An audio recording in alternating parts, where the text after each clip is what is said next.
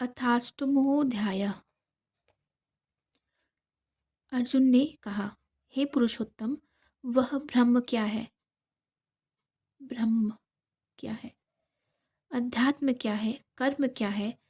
अधिभूत नाम से क्या कहा गया है? और अधिदैव किसको कहते हैं?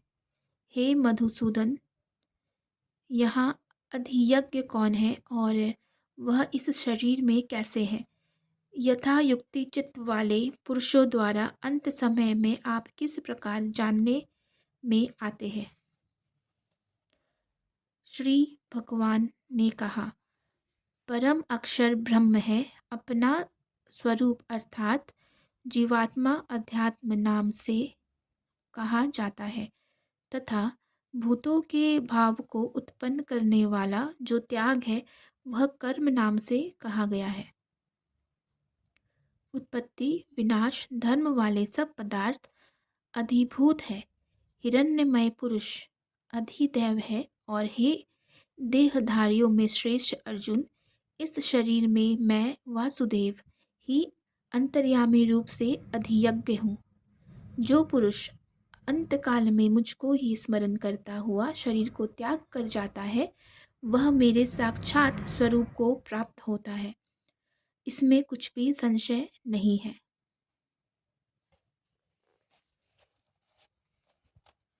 हे कुंती पुत्र अर्जुन, यह मनुष्य अनंत काल में जिस जिस भी भाव को स्मरण करता हुआ शरीर का त्याग करता है उस उसको ही प्राप्त होता है, क्योंकि वह सदा सदा उसी भाव से भावित रहता है। इसलिए हे अर्जुन, तू सब समय में निरंतर मेरा स्मरण कर और युद्ध भी कर। इस प्रकार मुझ में अपर्ण किए हुए मन बुद्धि से युक्त होकर तू निःसंदेह मुझको ही प्राप्त होगा। हे पार्थ, यह नियम है कि परमेश्वर के ध्यान के अभ्यास रूप योग से युक्त दूसरी ओर न जाने वाले चित्त से निरंतर चिंतन करता हुआ मनुष्य परम प्रकाश रूप दिव्य पुरुष को अर्थात परमेश्वर को प्राप्त होता है। जो पुरुष सर्वज्ञ अनादि सबके नियंता,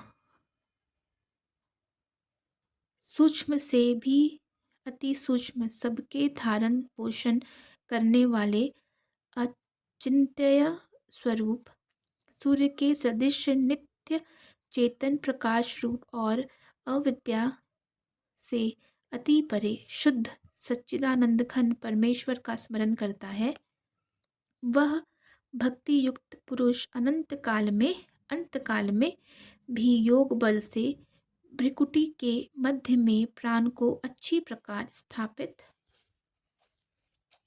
करके फिर निश्चल मन से स्मरण करता हुआ उस दिव्य रूप परम पुरुष परमात्मा को ही प्राप्त होता है।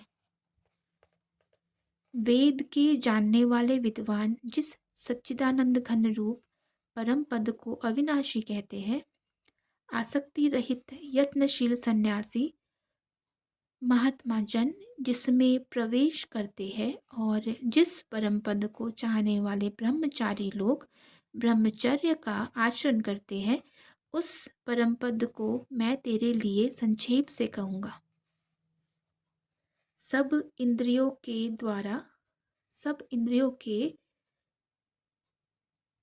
द्वारों को रोककर और तथा मन को हृदय में स्थिर करके फिर उस जीते हुए मन के द्वारा प्राण को मस्तक में स्थापित करके परमात्मा संबंधी योग धारणा में स्थित होकर जो पुरुष ओम इस एक अक्षर रूप ब्रह्म को उच्चारण करता हुआ और उसके अर्थ स्वरूप मुझ निर्गुण ब्रह्म का चिंतन करता हुआ शरीर को त्याग कर जाता है, वह पुरुष परम गति को प्राप्त होता है। हे अर्जुन, जो पुरुष मुझ में अनन्य चित्त होकर सदा ही निरंतर मुझ पुरुषोत्तम को स्मरण करता है, उस नित्य निरंतर मुझ में युक्त हुए योगी के लिए मैं सुलभ हूँ, अर्थात उसे सहज ही प्राप्त हो जाता हूँ। परम सिद्धि को प्राप्त महात्मा जन मुझको प्राप्त होकर दुखों के घर एवं क्षण भंगुर पूर्ण जन्म को नहीं प्राप्त होते।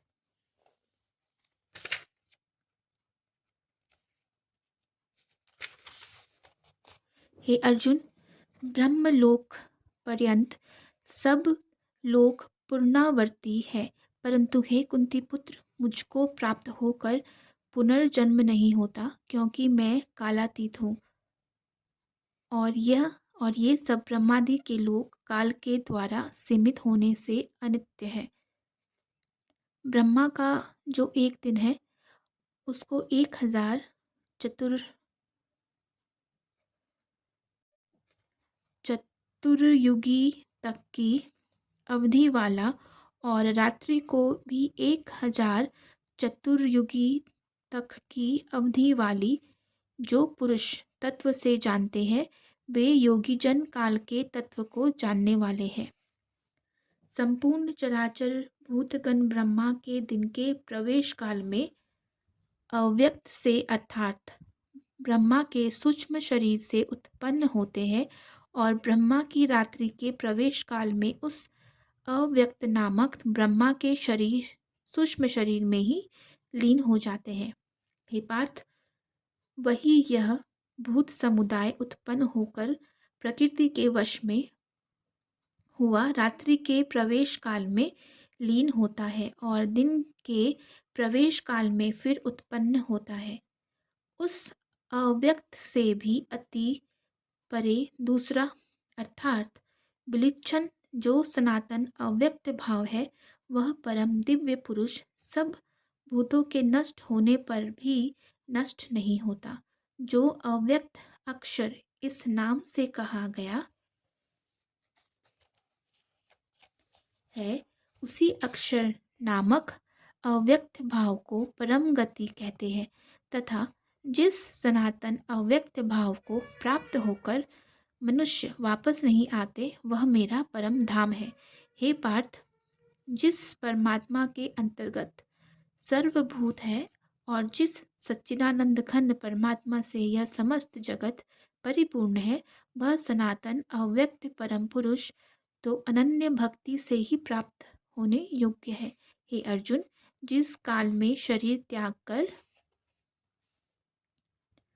गए हुए योगीजन तो वापस न लौटने वाली गति को और जिस काल में गए हुए वापस लौटने वाली गति को ही प्राप्त होते हैं, उस काल को अर्थात दोनों मार्गों को कहूँगा।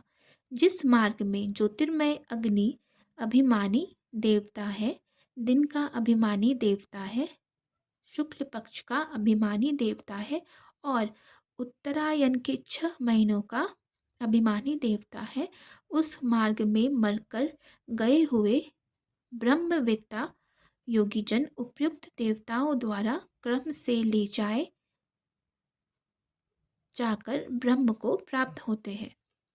जिस मार्ग में धूमाभिमानी देवता है, रात्रि अभिमानी देवता है तथा कृष्ण पक्ष का अभिमानी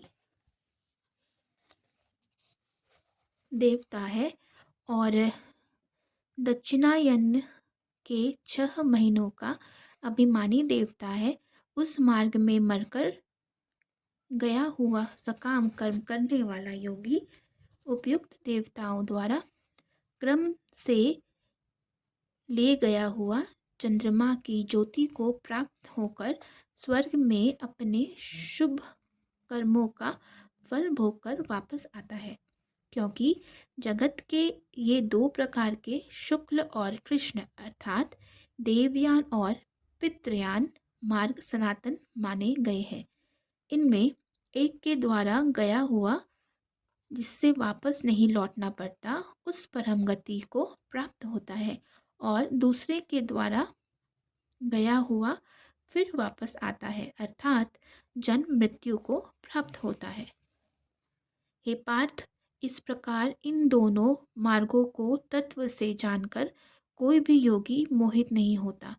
इस कारण हे अर्जुन, तू सब काल में समबुद्धि रूप योग से युक्त हो, अर्थात निरंतर मेरी प्राप्ति के लिए साधन करने वाला हो।